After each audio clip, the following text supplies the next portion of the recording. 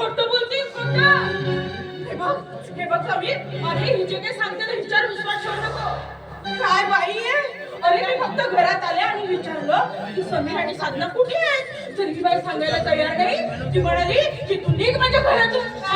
अरे धक्के देऊन मला घराच्या बाहेर हाकलत होती ही. हे सगळं खोटं बोलतेस.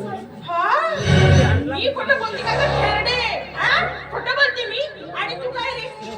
मी एवढं सगळं बोलते, ही सगळं माझ्यावर आरोप लावते आणि तू उभ्या खांब्यासारखं बघत बसलाय.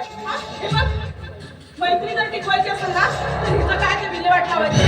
आतापासून तुझं माझं संबंध तुटलं, ऐकून तर घे.